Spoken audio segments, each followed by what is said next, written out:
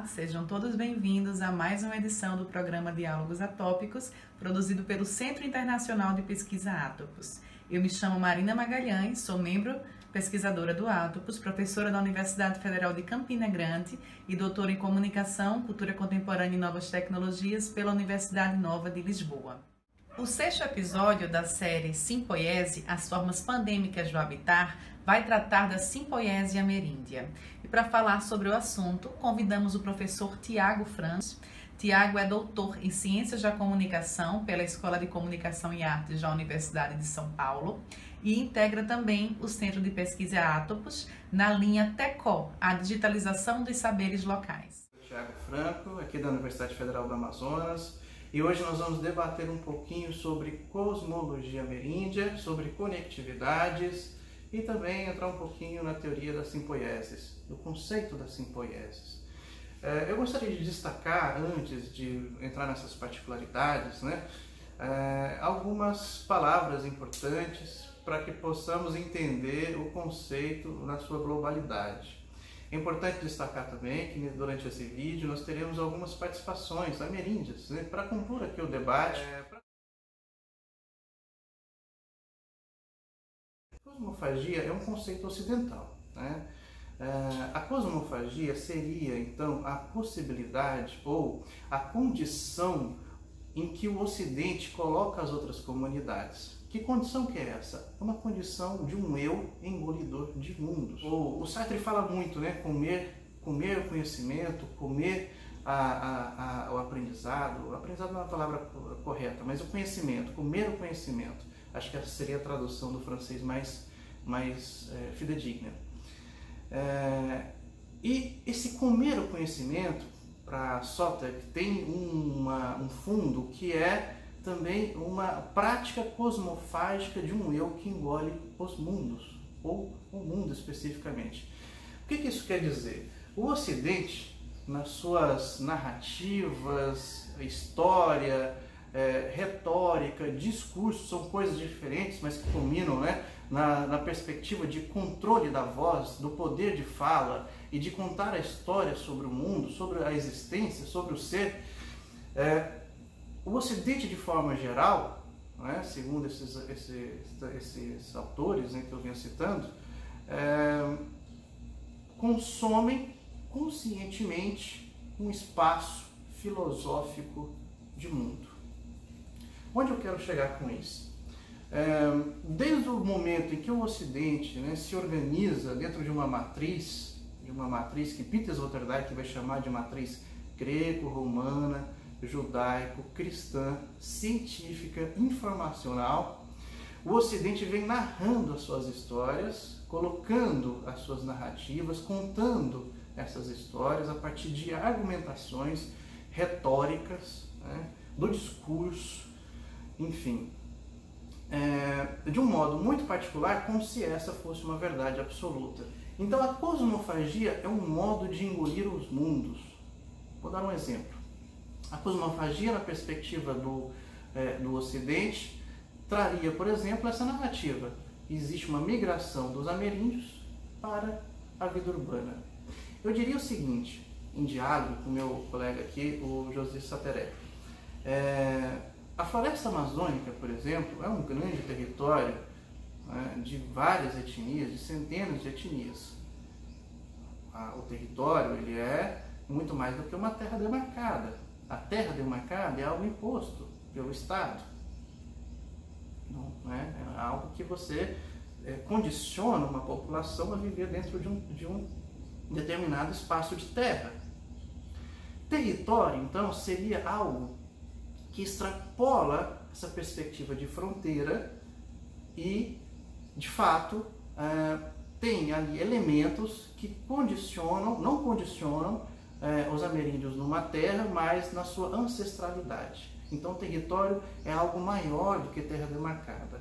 Território é o que nos mostra por onde não só os humanos, enquanto ameríndios, circulavam, mas também os não humanos, as coisas, os animais, ou seja, todos os elementos que fazem parte de uma cosmologia não ocidental. Então, vejam na nossa gravação aí com Josias Sateré, o que ele fala sobre território. Os ameríndios não estão migrando para as cidades. Isso é muito importante. Mas a narrativa, como o Ocidente descreve, é como se eles estivessem migrando. Olá, sou Josias Sateré, sou líder do clã Ut, do povo Sateré Maué, da terra Andirá Marau.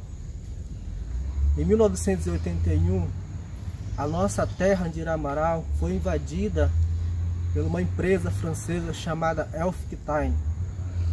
Ela trouxe bomba, desmatou, matou nossos peixes, nossa caça, nos deixou com fome, né?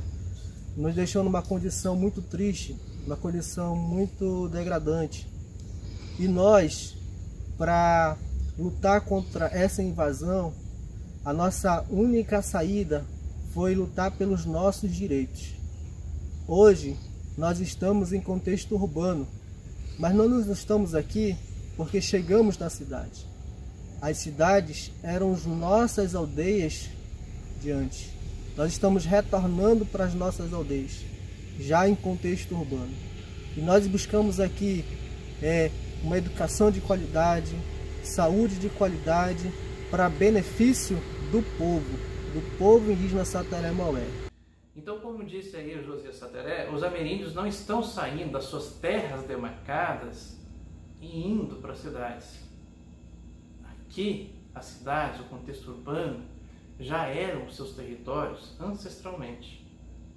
O que eles estão fazendo é retornar para as antigas vilas, aldeias, ameríndias que já existiam. As etnias amazônicas, de modo geral, na sua ancestralidade, eram nômades. Eles já circulavam por todas essas regiões. O Ocidente que invade a floresta. O Ocidente que traz a cidade para dentro da floresta. Então existe... Mas na hora de narrar uma perspectiva, é sempre narrada a partir do Ocidente. Etnocêntrica. Um olhar etnocêntrico sobre as coisas. Então, quando se diz que um ameríndio sai do contexto do território, ou da terra, ou melhor ainda, da terra demarcada, para viver na cidade, ele não está migrando para a cidade. Josias explica isso muito bem. Ele retorna à sua ancestralidade. A questão cosmológica, nessa perspectiva, é muito interessante. Vamos ampliar um pouco esse debate. Eu gostaria de destacar essa questão do modo de habitar e de migrar e de circular, o trânsito na floresta, né?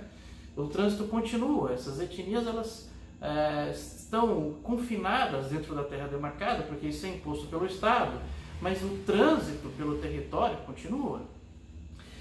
Mas não é um trânsito apenas das pessoas, dos humanos, né? É importante destacar que, da perspectiva cosmológica ameríndia, de forma geral amazônica, né?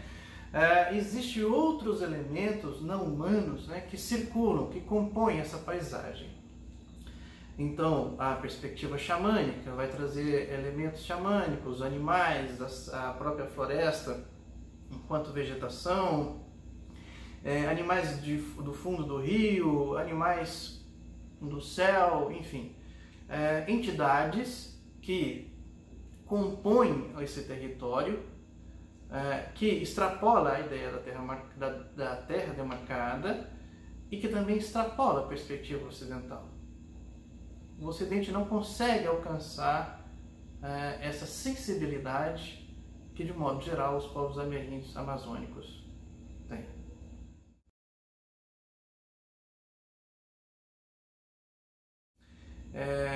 Então, dentro daquela matriz que eu vinha trazendo enquanto discussão, grego, romana, judaico, cristã, científica, informacional, essa última informacional libera ou proporciona uma emergência de narrativas, uma explosão de narrativas não ocidentais que não são mais os ocidentais que falam sobre os outros, mas o que de fato esses ameríndios, a partir de um ativismo, de um net-ativismo, começam a narrar suas próprias histórias.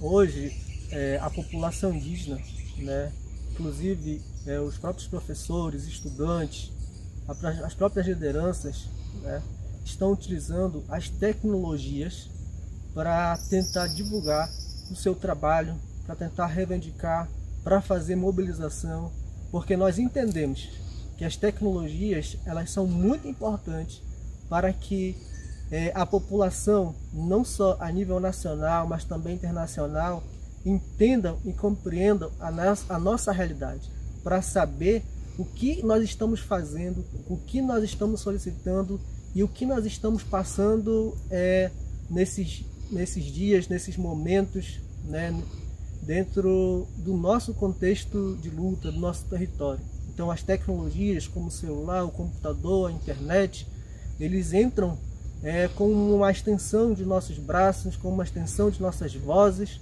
para levar o clamor da população, levar as demandas da população. É muito interessante pensar essa perspectiva da tecnologia, né, nos territórios, porque a gente imagina que o conceito de tecnologia é algo que chega com o Ocidente, né?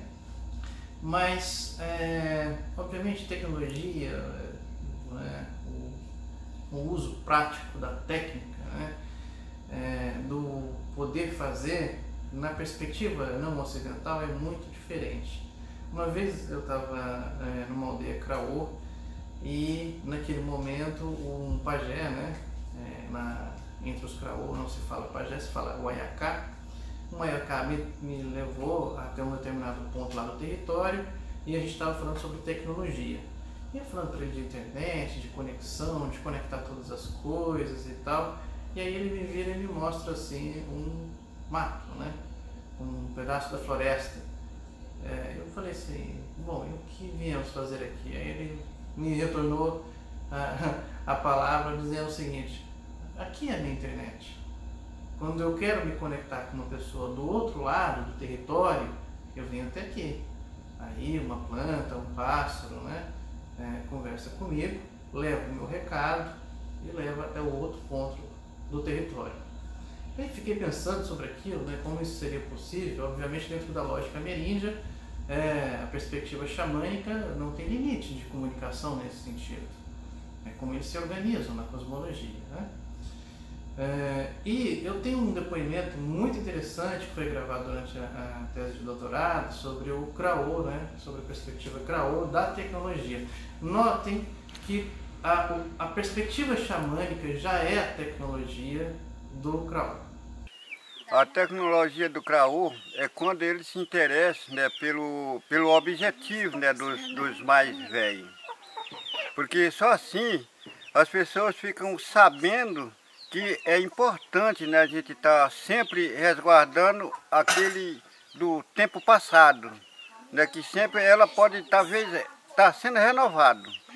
Então é uma técnica que a gente imagina, assim, imagina nos mais novos que exatamente eles não chegam a pensar nisso, porque não é todo mundo que chega a ter esse conhecimento, não é todo mundo. É alguns, aqueles que têm um interesse, que acompanham, né, a ideia dos mais velhos, daquelas pessoas que chegaram a perceber, que tiveram conhecimento, né, daquela técnica, daquela visão. É importante, é muito importante. Por quê? É porque muitas vezes serve, né, como, vamos supor, a pessoa está lá, ali doente, já foi lá no hospital, já veio, foi lá no hospital de novo, veio de novo, já foi de novo, veio de novo, mas não tomou a melhora. Então, a solução é de ver para essas pessoas que exatamente são igual a doutor, ainda há muito mais que doutor ainda, porque chegam a dizer, o que está sentindo? É isso, é uma dor de barriga, que remédio que tomou? Foi isso. Então, essa tecnologia que a gente fala, é que ele tem aquele conhecimento, né, sobre aquela doença. Qual é o remédio principal para aquela doença? Ainda na tecnologia, como que como o senhor virou o Guaiacá? Bom, isso quando a gente chega assim de repente, que isso acontece é de repente, ela não é assim, acontece hoje, acontece amanhã, acontece várias vezes, não, acontece só uma vez só. Então, eu cheguei a ter esse reconhecimento, é porque naquela época a gente corria bastante, eu corria bastante. E foi uma torinha desse tamanhozinho assim, ó, chamava Wacmeré, desse tamanhozinho. Eu cheguei daqui, daquele aldeia Mangabeira, cheguei de lá sozinho com essa tora, eu joguei ali. Eu estava dizendo onde nós morávamos. Lá então eu fui lá na fonte, banhei, voltei. E que certo que estava assim, com vontade de beber água de novo. Fui só pegar ali naquele vazio, peguei a água e botei na boca, bebi. Quando eu voltei assim, o cansaço avançou assim de mim de uma vez assim que eu puf no chão. Quando eu caí, já foi perceber já outro movimento, outro conhecimento. Então, através da cada rolação por a terra, eu já enxergava assim, já coisa assim, de fora, não dentro da casa, assim, fora mesmo. Então, a gente aprende essa coisa assim, ela é de repente. Então, eu vi aquele fogo, então eu tinha que imaginar como é que eu chegava a me escapar, ficar vivo. Então eu tive que ter o pensar de ir lá aquele fogo que principalmente era o fogo mesmo da tora, né, que ela fechava assim e crescia assim, ficava aquele bolão, tornava fechado assim. Então eu através daquilo eu imaginei, né, aquele cansaço dava assim em mim e eu ficava percebendo aquele fogo assim, ela crescia, depois diminuía assim, crescia, diminuía. Eu tinha que entrar lá e saber como é que eu tinha que voltar para permanecer vivo. Então eu tive que ir lá no fundo e retornei. E acabei tendo esse conhecimento. Quem falou para o senhor entrar no fogo? Eu mesmo. Eu mesmo tinha que... Aí foram chamar até o irmão, né, que é da Norina, que é o Bernardino. Ele chegou e disse, não, esse daí... Ele parece que ele está já percebendo as coisas, então eu não vou cuidar dele não, ele mesmo vai entender com isso. Então ele foi embora, eu também, logo depois eu fiquei bom. Explica para mim então, como foi a conversa do senhor com o Buriti? Bom, a tora é que a gente chega a ter o contato assim, que para essas coisas, né, como a gente tá lá no mato. Vamos supor, eu estou aqui, mas eu estou percebendo outras pessoas lá em redor, porque o pé de buriti ela é alta. Ela talvez ultrapasse dessa mangal aí. Então a gente fica percebendo essas coisas e assim, a indicação que ela repassa é coisas boas, remédio bom também. Nunca repassa remédio ruim. Só passa remédio bom. Os nomes dos remédios a gente grava ela na cabeça e com aquilo mesmo fica. E também não é todo o alimento que a pessoa deve botar na boca. Então tem isso. Não é todo alimento que o Ayacá bota na boca. Ele tem que comer só aquele que é preciso ser comido. Aquele que não é para ele comer, ele não bota na boca. Então ele passa tempo ali, trabalhando naquele emprego. Mas depois que ele esquece que come coisa que não deve comer, aí acaba aquela coisa na visão. Então aí ele acaba também parando de estar trabalhando nessa profissão. Bom, então como vocês podem notar, dentro de uma perspectiva da territorialidade, hoje os ameríndios estão conectados nas redes, mas já existiam outras redes ancestralmente que conectavam esses ameríndios, uma perspectiva xamânica. As tecnologias da informação e comunicação, a internet, os dispositivos dentro da aldeia são de extrema importância na atualidade, porque permitem que essas comunidades emerjam nas redes. Eles fazem as suas próprias narrativas. E não só elementos de narrativa que denuncia o desmatamento, ou a mineração ilegal, ou ainda o grileiro de terra, mas possibilita a expansão de outros mundos, de outras formas de narrar o mundo por redes. Então o que se tem hoje são redes de redes. É uma condição simpoética que conecta tudo e todos. Animais, tecnologias, algoritmo, ocidente, não ocidente, ameríndios, floresta. A simpoiesis é a conexão de tudo. E talvez seja importante pensar, como diz Donna Haraway, ao criar, ao pensar a simpoiesis, entender que a tecnologia não tem um caráter, não deve ter um caráter tecnofóbico, ou seja, você não pode assumir uma fobia contra a tecnologia, e também não pode ser um caráter de adoração à tecnologia. Por quê? Porque se você adorar a tecnologia enquanto um Deus salvador, a tecnologia não vai fazer isso por você. Se colocar a tecnologia de lado, no mundo em que vivemos, provavelmente vai ficar à parte. Acho que as comunidades ameríndias já perceberam isso. E estão se apropriando dessa tecnologia. Então a Donna Haraway vai dizer o seguinte, que a tecnologia ela pode ser um projeto importante dentro das comunidades. Ela não está falando especificamente da perspectiva ameríndia, mas de um modo geral de apropriação. Né? Então eu acho que essa é a contribuição que eu tenho aqui para hoje, né? Pensar redes de redes. Deixo aqui o meu muito obrigado pela participação. Até mais.